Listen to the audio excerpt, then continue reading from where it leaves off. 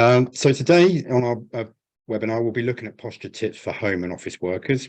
So we'll be going through looking at sort of a bit more holistic than just looking at postures, but looking at how we should decide on the best place to work, whether you're attending the office or working from home, and how physical and mental health problems develop through how we work and how we should have our equipment set up, and good habits to adopt whilst we're working. So the webinar will just help employees better manage their well-being and productivity. So the content for today, the webinar will last for about 45 to 50 minutes, with time at the end for questions, any comments, experience, etc.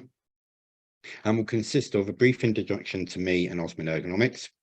We'll look at deciding where to work and why we should be thinking of this before we start our day.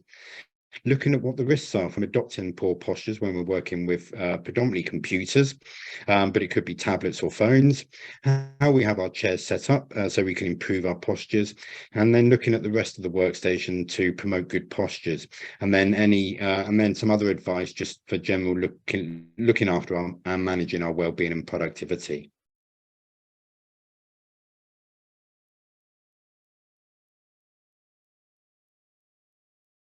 So the aims for the webinar will be to get you to understand how to decide on where best to work, understand the risks of adopting poor postures at your workstation, know how to set up your chair correctly, and know what a good workstation looks like.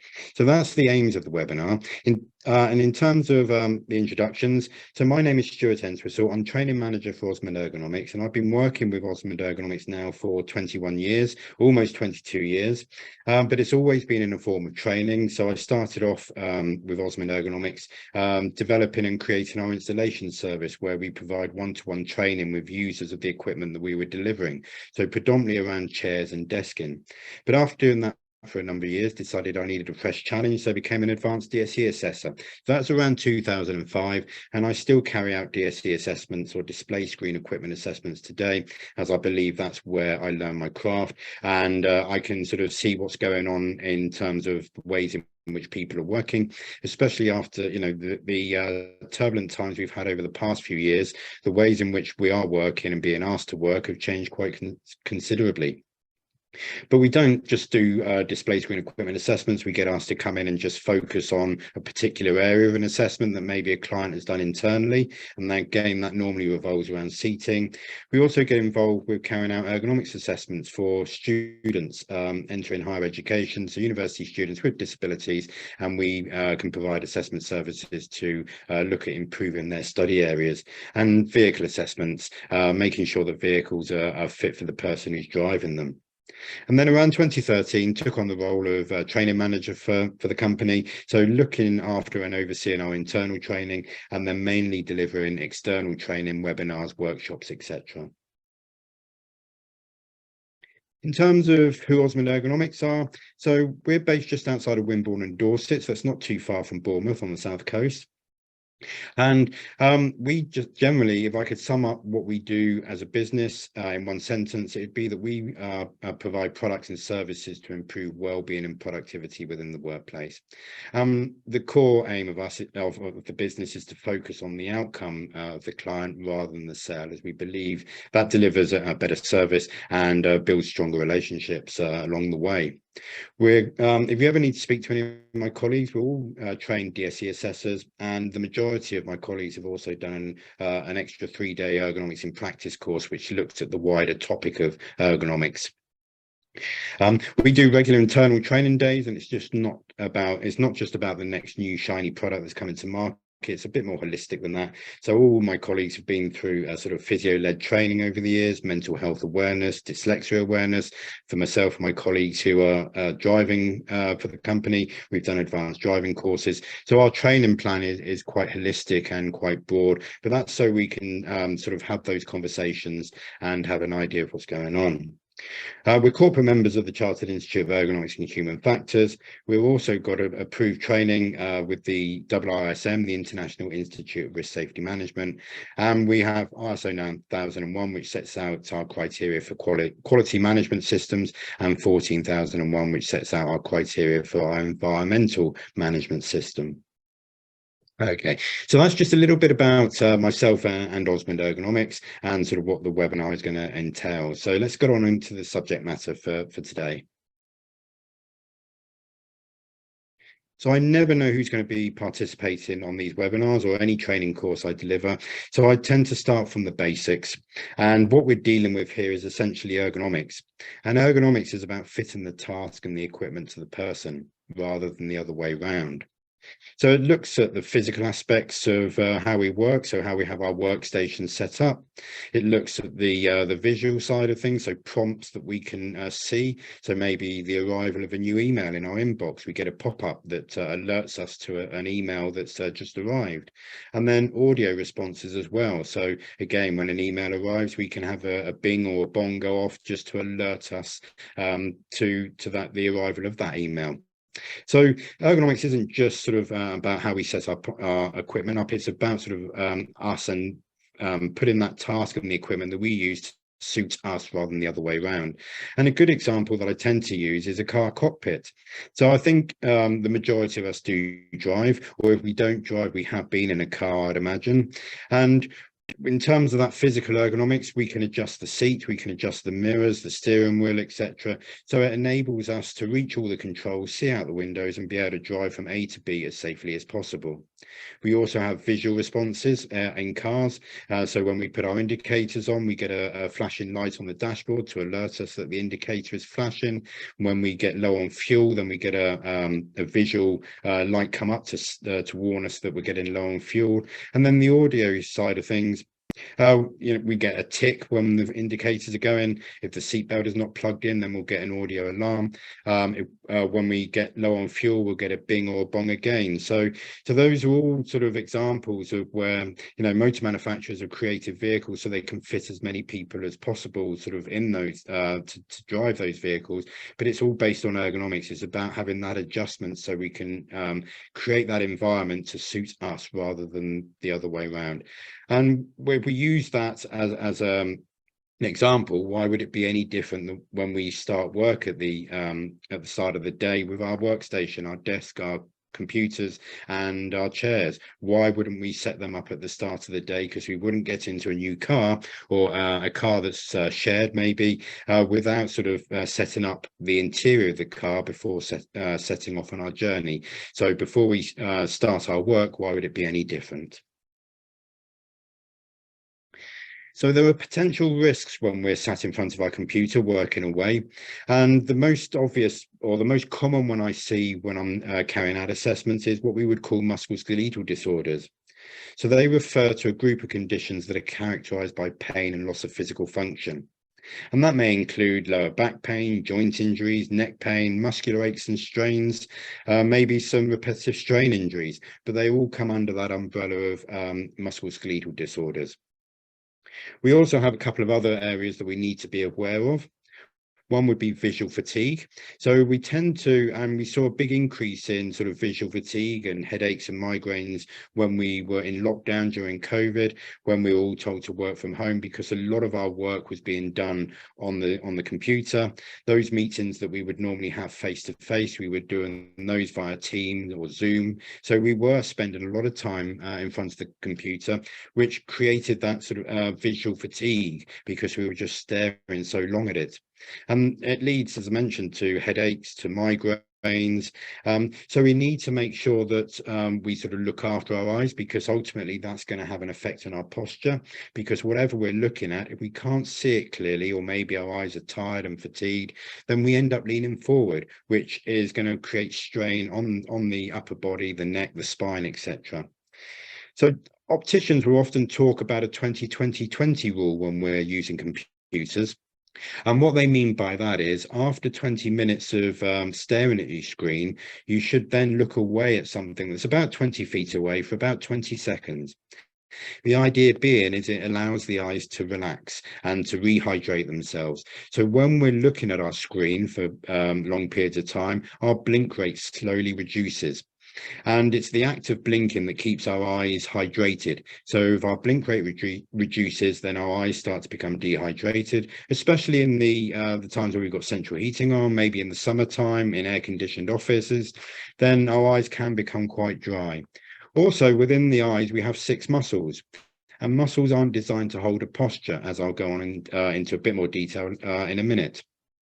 But they're not designed to hold a posture, so the muscles can become tired in the eyes. When we look away from the screen at something that's in the distance or about 20 feet away, then that's when the muscles start to relax in the eyes, so we give them a break. And then also the act of moving our eyes away from that screen increases our blink rate. So we then rehydrate the eyes, so we improve the comfort. So it is a good idea just to take a break, a quick visual break from your screen every now and again, just to allow the eyes to relax and reduce some of that fatigue that may build up during the working day.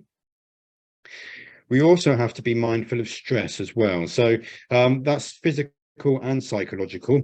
So if the physical side of stress, the outcomes of that is we tend to tense the body up. And if you think about stressful situations in the past, maybe if we use the car as an example again, if we're driving, we have someone who maybe cuts us up on a road, maybe does something that we weren't expecting, then quite often we can feel that tension, that stress build up. And when we get into that stage, then we tend to tense the muscles. The body tenses up, and as I mentioned with the eyes, we want to try and keep our muscles and our body relaxed. So we want to try and reduce that physical stress, because otherwise we end up fidgeting less and we end up tensing and creating stress within the physical stress within the body. We also have to be mindful of psychological stress, because that will have an impact on our mental health, our well-being.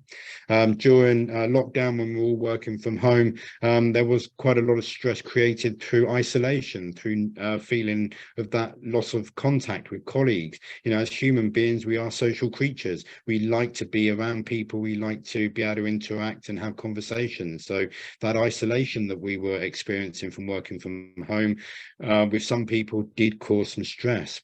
It may have been also, the change in the ways in which we're working. So using technology, Teams for the first time, maybe using Zoom for the first time, and not having a great understanding of how it worked or how the outcome was going to be from using that technology. So it all kind of creates levels of anxiety, levels of worry and stress. And if we don't deal with those when they start sort of creeping in and we leave them and ignore them, then they can escalate and accumulate into something that's a bit worse and is a little bit harder to manage. So those are the potential risks that I see as an assessor during our working day. We have that musculoskeletal pain, we have the visual fatigue, and then we also have the stress. So how does musculoskeletal disorders develop? Why do we need to look after our posture? Well, the answer is that, essentially we're not designed to maintain static postures for prolonged periods of time. So whether that's seated or standing, we're not designed to maintain those sedentary postures. And if we look at the seating side of things, you can look on Google or, and do a search on how long adults sit each day, and you'll get results of anywhere between like 7, 12, 14 hours of our waking day being seated. And if you think that Mother Nature never designed us to sit for prolonged periods of time, that's a long portion of our day seated. And you may be thinking to yourself, I'm not too sure that's correct. But if you examine your working day, if we end up commuting into work, quite often it's on public transport or in a vehicle, so we're seated. If we're working from home, then we just come out of the bedroom, we probably go downstairs, have some breakfast, and then we go to our office. So we're not doing much movement and we're sat down again. And we don't get up during the course of the day enough to sort of give our body breaks, not even to take lunch. So many people still remain at their desk to have their lunch, and they're not getting that movement regularly throughout the day. We continue those same habits in the afternoon by remaining seated at our desk. If we're working at home, then we just shut down the laptop and we'll probably come downstairs or come into the lounge or the dining room to sit down for dinner or to unwind. So again, we're seated in the evening. And again, when we come home from work, from the office, then we'll be on public transport or driving. And again, we come home, we sit down for the family meal, we sit down in front of the TV to unwind. So we can spend a lot of our waking day seated. And gym sessions, although they're good for us in terms of our health, they're not enough to sort of combat that sedentary working. Our body needs regular posture changes during the day. And there are easy ways in which we can introduce movement into our day. Drinking plenty of fluids, because what goes in must come out again. And as a physio, once I heard speaking once, he said to the audience, well, actually, we only want to sit for about a bladder full, and then we need to move. So that's probably about an hour. So if you drink plenty of fluids, it helps sort of to promote that movement, but it helps to keep the our brain sort of alert and refreshed, and it also helps to keep our muscles healthy, and the discs, the intervertebral discs in our spine, it helps to keep them hydrated. So drinking plenty of fluids, water, is great for us. Maybe if you're in the office, rather than emailing or phoning a colleague, have you got time to get up and walk over to them, go to their office and have a chat? Because then it's a great way of just being face to face with someone and having that communication, but also we're getting that movement. If you're stuck at home working, then you can set up alarms to encourage you to get up and move, take lunch away from your desk. And then if you are in the office, maybe using stairs rather than the lifts, if you have lifts at your office. So there are ways in which we can introduce more movement into our day, which will help. Because the problem is that these problems that are happening within our body, they're building up over time and they're cumulative. We're not aware that the problem is developing until there is a trigger. And normally once we've experienced that trigger and we're in pain, then it's a management issue to try and reduce that pain and sort of to keep ourselves healthy. And an example that recently happened to me, I did an assessment before Christmas. The lady I was seeing, when I asked why am I here to see you, she explained a scenario where she's now got lower back pain, and the trigger was when she in the morning before coming to work, she went to unload the dishwasher, bent over, and her back went, and she blamed the dishwasher for the issue. But actually, after conducting the assessment with her, looking at her chair set up, her workstation setup, and her working habits, I think that had been building up over many months and years, but it was just the bending over in the morning to unload that dishwasher that triggered that pain. But unfortunately, in this instance, she's now having to sort of adapt her working styles to allow more movement and try and reduce that pain. So if we look at the spine, for example, then we've got lots of moving parts. We have what you're looking at on screen is the rear section. We have the cervical section at the top, which is the neck. So we get a lot of movement in the neck. So we can see a lot of problems on the joints, the muscles, and the discs around the neck. We have the middle part of the spine, which is the thoracic area. We don't tend to see much movement there. So we don't tend to see too many problems. And then we have the lumbar region, which is the lowest section, or the lower section of the spine, and we have a lot of movement there. So we can see a lot of problems developing in the lower back. And I'd say these problems build up over time. And if we look at the discs, for example, there is no direct nerve supply to them or blood flow to those discs. So the first time we're aware of a problem with maybe the disc in our back is when that damage has been done and the disc is starting to either shrink, or it's starting to sort of pinch on a nerve or something, which would be sciatic pain quite often. But then, as I say, it's a management issue going forward to try and reduce that pain. I mentioned about muscles in the eyes and muscles generally in the body, about how they're not designed to hold postures. If we look at the graph on screen, we have 3 activities at the bottom, which is resting, dynamic effort, which may be walking down the street, climbing a set of stairs, going down the gym. We also have static effort, which is what the body does is when we're sat down. We have two different colored columns per activity. We have the blood flow that is needed by that muscle group during the activity, which is the lighter color. And then we have the darker colored column, which is the blood flow that is actually provided to those muscles.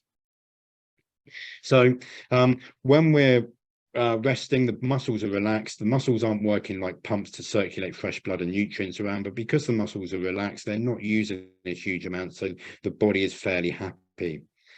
Dynamic effort, the muscles need a lot more nutrients, oxygen provided to them to keep them happy. And because we're moving and the muscles are working like pumps, they are being replenished by fresh nutrients and oxygen as we carry out that activity.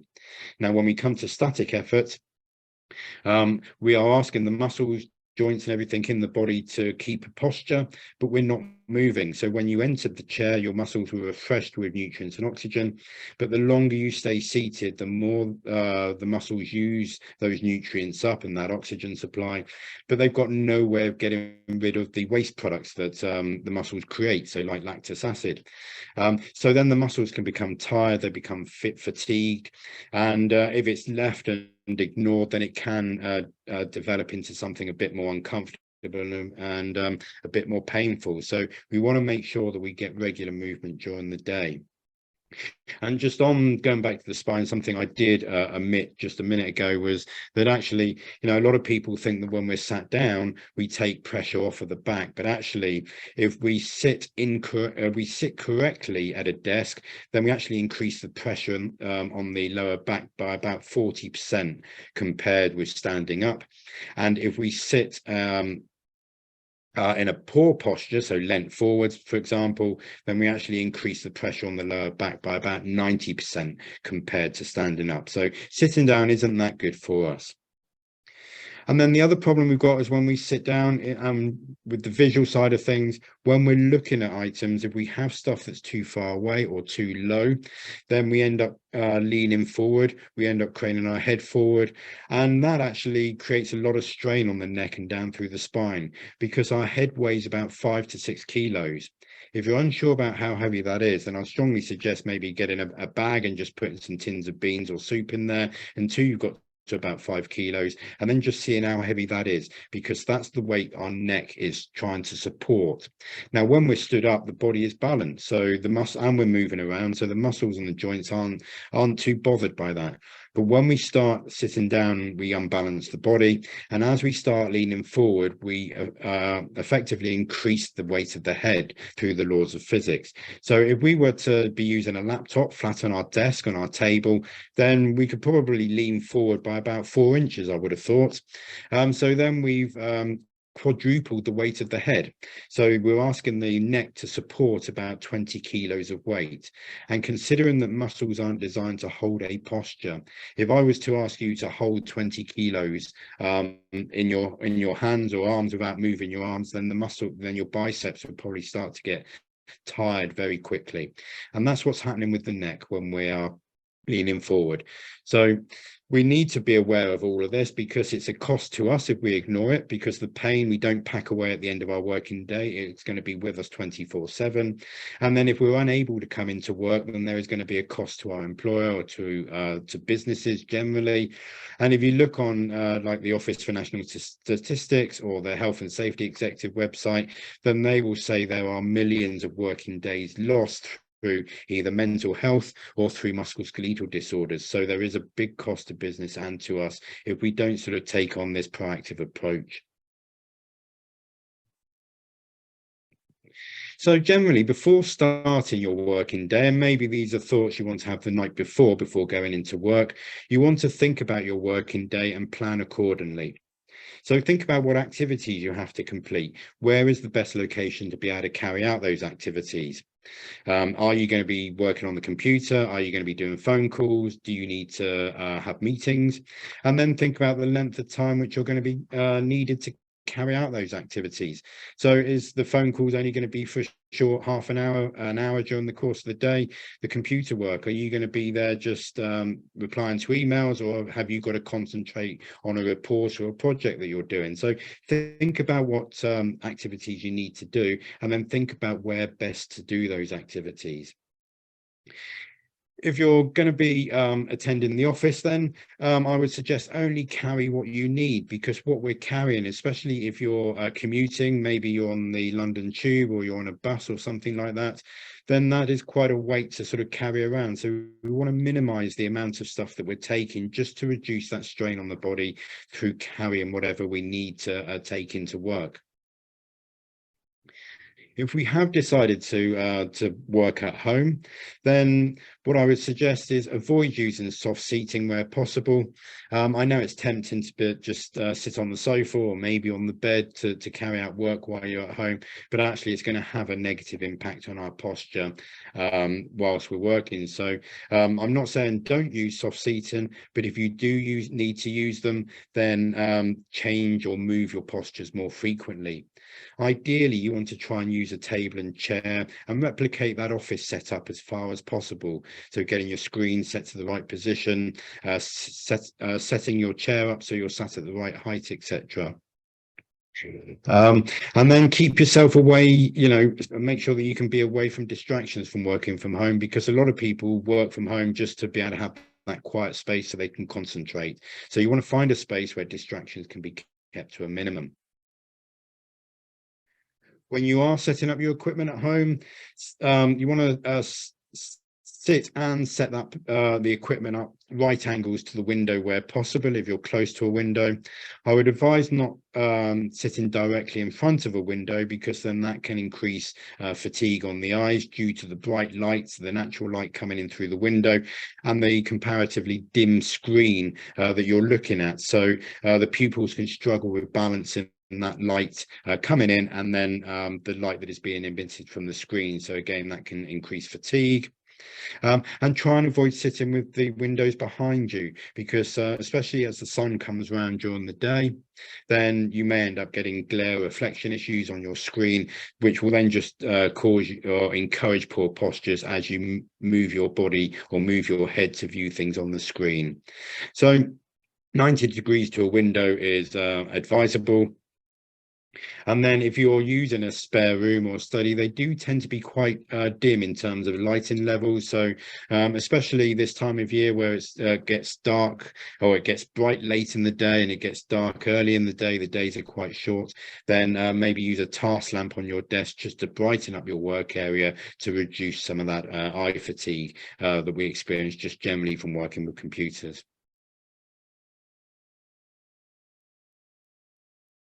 If you've decided to work at the office, then again, once you come in, think about your working day and plan it accordingly. Think about the activities that you want to carry out and where best to carry out those activities. We're seeing a lot of businesses and clients reducing the amount of desk specific sort of areas and sort of incorporating breakout areas, canteen areas where people can work.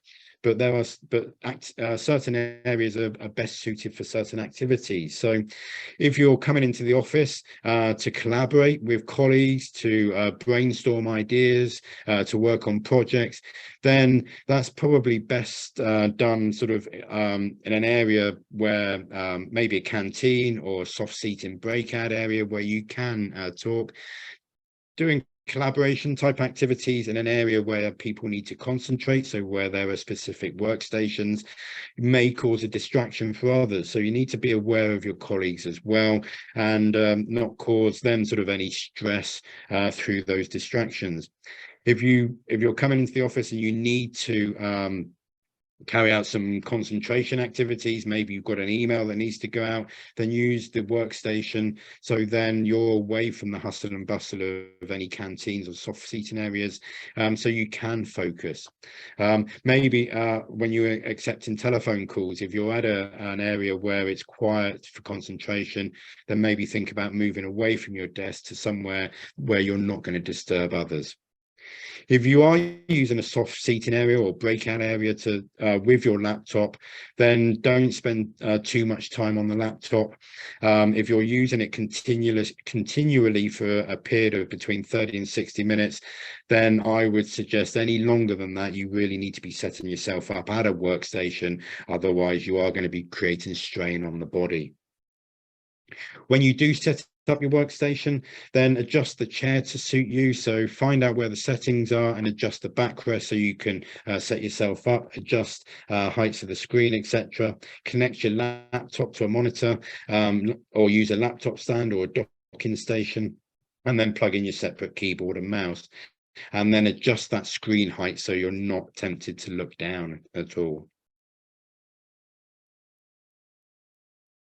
So when it comes to setting up our workstations, if the chair is too low, we hunch the shoulders, we lean forward. So that's all creating static muscle load in the body, which the body doesn't want.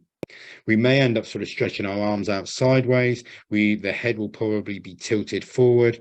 We want to reduce having our feet tucked around the star base of the chair, because that's going to reduce circulation around the legs and back up to the rest of the body, because the blood flow around the legs run down the back of the thighs, the back of the knee.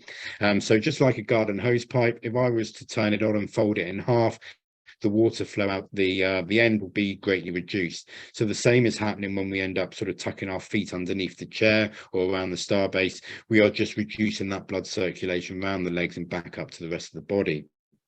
So all of this will end up sort of causing muscle tension in the body, which we don't want. We want to keep those muscles relaxed. So how do we go about setting up our chair? We want to make sure we're sitting close to the desk and sit back on the chair so that our back is supported by the backrest of the chair. We want to adjust the backrest so that the upper body is relaxed and supported. And I would look to getting the back angle set to anywhere between 90 degrees and about 110 degrees. If we can go to about 110 degrees, that's going to be better for the lower back, because it's just going to open up the angle of the pelvis, which helps to introduce that natural lumbar curve that we have when we stand up. Then you want to adjust the height of the backrest so that your lower back is supported by any lumbar support that is provided in the backrest of the chair. And if you have an adjustable lumbar support, adjust it so that it feels comfortable and feels supported for you. Then we want to raise the chair so that our upper arms, or our elbows, with our upper arms, vertical or parallel with the ground.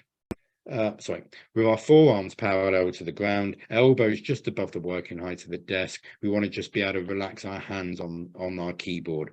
That way we can keep our upper back and shoulders nice and relaxed, because we're sat at the right height. If you're working at home temporarily, maybe, or you don't have an adjustable chair, then you can just use cushions to maybe put underneath you to raise you up a little bit.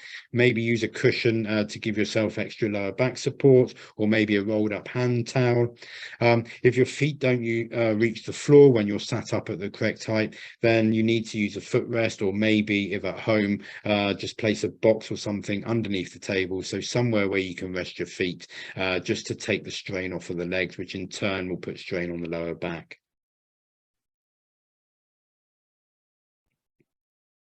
When it comes to the desk, we want to make sure that we organize our desk so that we can make best use of the space that we have available. So first of all, we want to make sure we've got our keyboard and mouse in the right place. So keyboard wants to be directly in front of us with our mouse close to the keyboard. We then want to position our monitor directly in front of us at about an arm's length away. That way, that's the best place for the visual side of things, and we're not going to get visual fatigue from having it too close to us, and we're not going to be encouraged to lean forward because it's too far away from us. If you're using paperwork whilst using a computer, then really you want to place that paperwork behind the keyboard and in front of the monitor. Whether you rest it on a clipboard or something, or a firm surface just so you can angle it up, or whether you use a document holder of some form just to position that information. But that will reduce the repetitive twisting and rotation of the head when we're looking to the side where our documents are normally placed, and it stops us from leaning forward and twisting the upper body when we go to look at that information. If you're using a telephone, if you have a desk phone in the office, then I would suggest having it on the non-dominant side of the body, because it's quite easy to answer a telephone or make calls with the non-dominant hand, and that then frees up our dominant hand to make any written notes whilst we're on that call, or maybe access information off of the system without having to cradle the handset between your shoulder and your ear. If you are using a telephone for long periods of time during the course of the day, and I would probably say 20 to 30 minutes in one continuous period, then I would suggest exploring whether a headset would be beneficial for you, just to free up hands and shoulders and just keep the upper body relaxed. And then we also, any other items that we have on the desk, we need to prioritize how frequently we are using these items, and then that will dictate where we place them on our desk. So the items we're using most frequently, keyboard and mouse, for example, will go directly in front of us where they're easy to reach. The items that we're using periodically during the day, we should be able to reach those by just stretching our arms out in front of us and without leaning forward. So it's that space sort of in the middle of the desk, our middle of our work surface, that where we would place those bits that we're using periodically during the day. If you have bits on your desk that you use maybe once a week, a couple of times a week, then they want to go towards the back of the desk, because that's going to encourage us to lean forward and stretch. And if we've been seated for a period of time, then the muscles may be cold, they may be a bit stiff. So we go to suddenly stretch to reach something, or we're carrying out repetitive stretching movements, then that is going to increase the risk of maybe hurting a muscle or just causing a strain or an ache or something like that. So we want to prioritize what we're using and then position it accordingly on the desk. So I mentioned about the screen height just a second ago, but if the screen is too low, as I mentioned with the user's head weights, then we are going to end up causing a lot of strain in the neck and down through the spine. So the correct positioning for your monitor is about sort of so the visible part of the top of screen is at about eye level.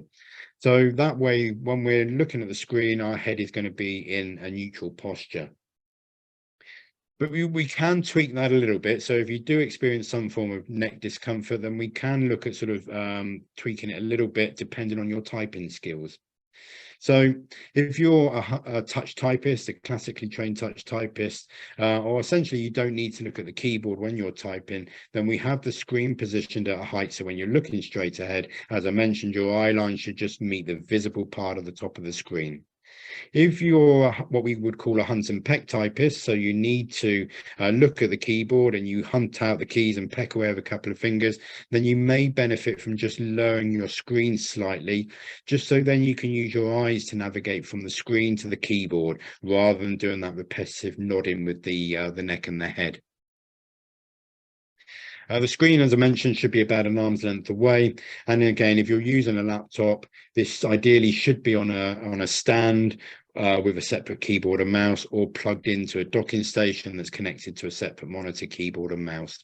You shouldn't be using a laptop for prolonged periods without any additional equipment.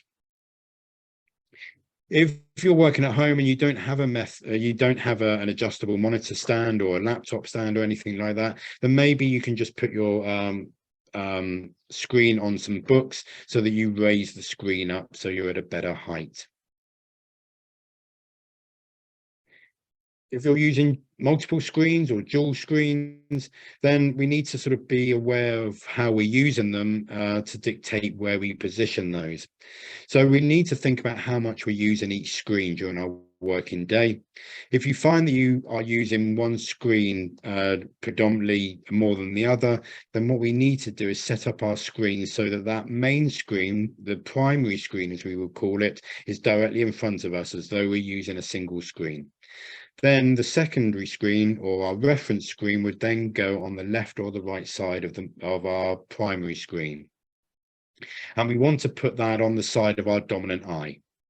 So the reason why we want to put it on the side of our dominant eye is that that's where our brain will naturally sort of move our head to, so that our dominant eye will focus on that information. So for me, my dominant eye is my left side.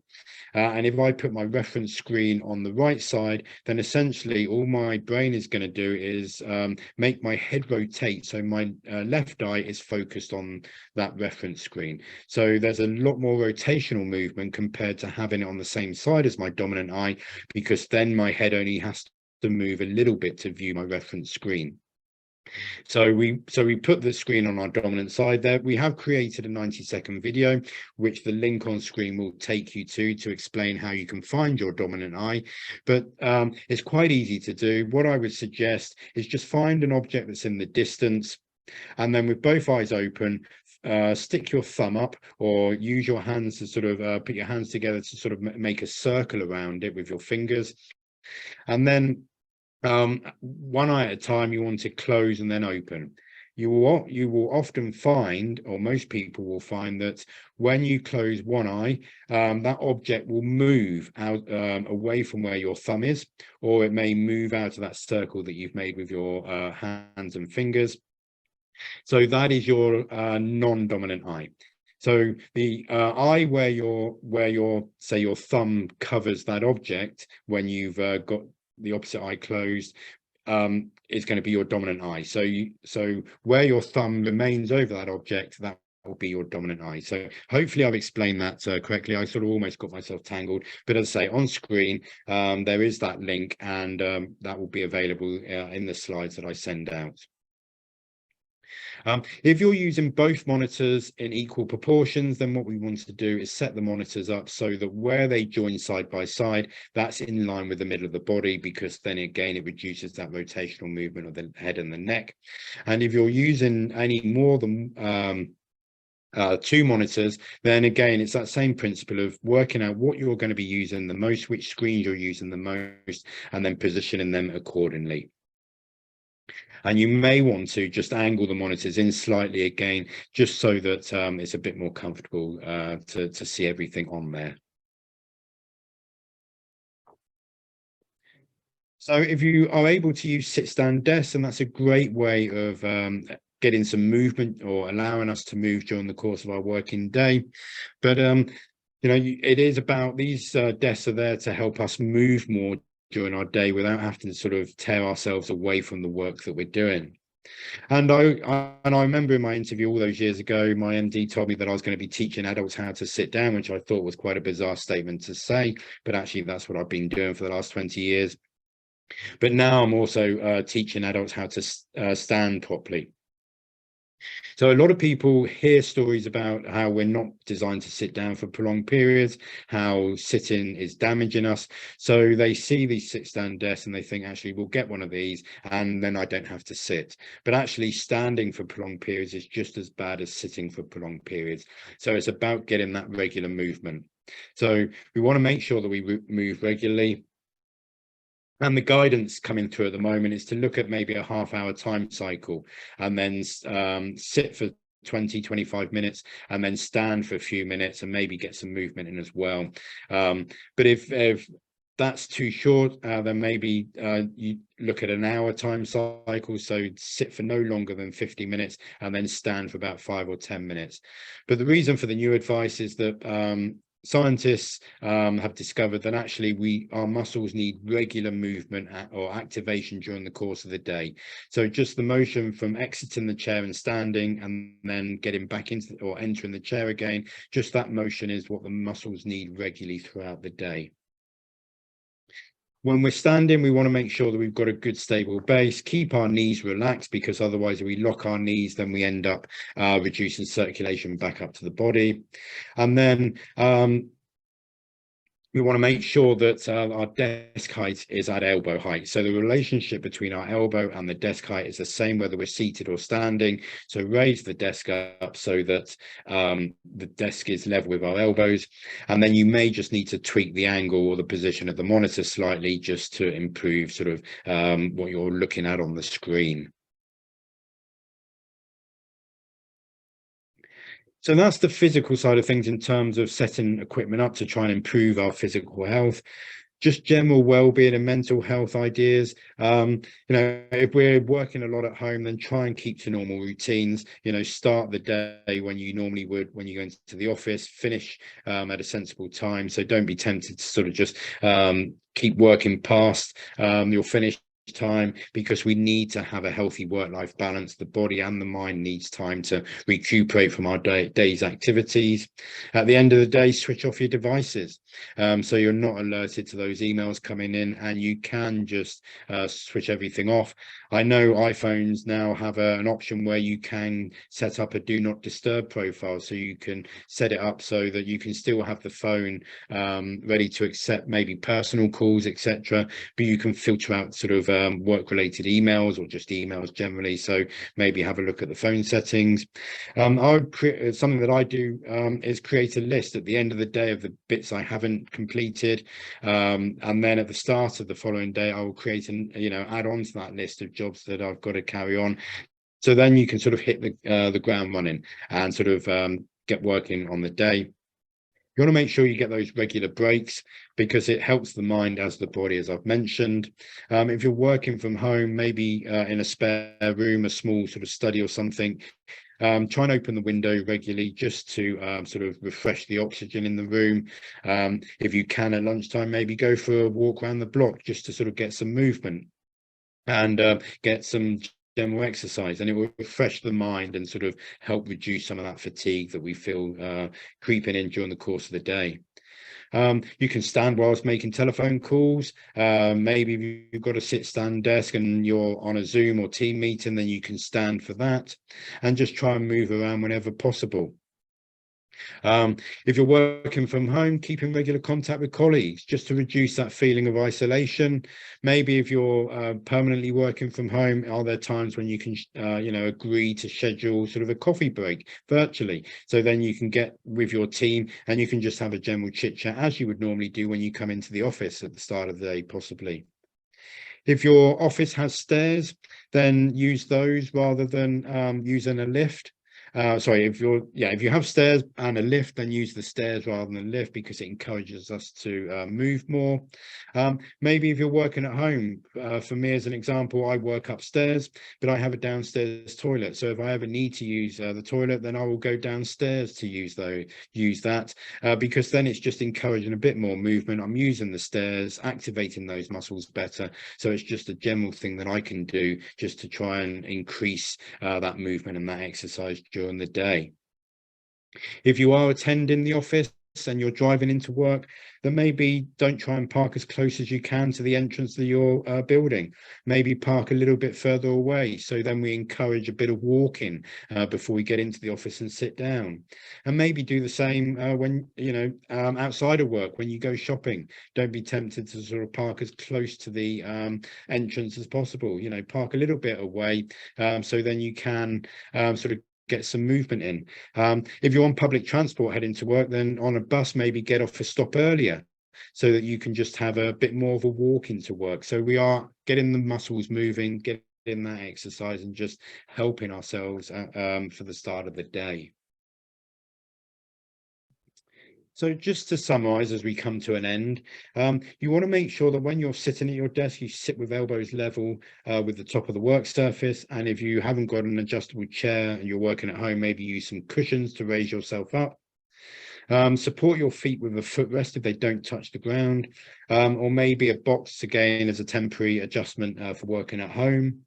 When you're working with your laptop, ideally use it at a table with the screen raised and a separate keyboard and mouse connected, or if you're in the office, connected to a docking station or maybe a separate monitor, something along those lines. When you're at home, make sure you sort of move regularly. Maybe you could incorporate different areas of the house for working. So if you've got to review some information, maybe that could be done sat on the sofa. But different areas, but different postures, or the next posture is the best posture. When you're in the office, stand for phone calls, get up to speak to colleagues, take your lunch away from the desk, just any sort of excuse to try and get some movement during the course of your day. Try and maintain that healthy work-life balance, whether you're at home or at work, and then keep in regular contact with colleagues if you are working at home for long periods of time. And then should you have any problems with your workstation, then what I would suggest is sort of speak to your manager or use any internal resources that you have on an internal intranet, whether that's through maybe a health and safety page, an occupational health page, or a well-being page sort of on your intranet. So as we close and come to the end of this webinar, if you've got any questions, now's the time to put those in. But I had some aims at the start of the today's webinar, and that was to get you to understand how to decide on where best to work, understand the risks of adopting poor postures at your workstation, know how to set up your chair correctly, and then know what a good workstation setup looks like. So hopefully that's I've ticked all those aims for you. I haven't gone into huge amounts of detail on the chair setup, just covered the basics, but if you do have any questions regarding any particular aspects of your chair, I'd be happy to to answer any questions you've got. And then just moving on, we have some free resources that you may find useful. So we have one web page, which is at osmondgroup.co.uk, where you can get access to our catalogue or our website. We have PDF resources available online, so posture guides, advice about using a sit-stand workstation, advice about agile working. We train in events, you can see from there. We have a monthly bulletin that goes out on the second Wednesday of every month, so you can register for that or see back issues. We write blogs regularly, which you can see again, back issues and the latest issues there. And then again, we're all on social media, so you can link with me on social media if need be, or see our company pages on LinkedIn, Facebook, etc. And then finally, our top tips videos. We have probably about 25, I think, videos that we created last year, just 60 to 90-second videos, answering some simple questions that we quite often get posed. So why do I need a footrest? Why is a vertical mouse better than a standard mouse? What height should I have my monitor, etc. So there's lots of information to be found there. So if you need to get hold of me, if you have any questions or want to discuss any aspect of the content from today's webinar, then please do contact me on the details below on screen, and then our customer service team can be contacted on the information on screen as well. If you need any support with assessments or any training, then please do get in contact. We can deliver these as workshops face to face. We can also train people how to carry out the DSE assessments. So if you're interested in exploring any of that, then please do contact me. So now's the time for questions. So if you do have any questions, please type them in now, and I will endeavour to do what I answer them as best I can.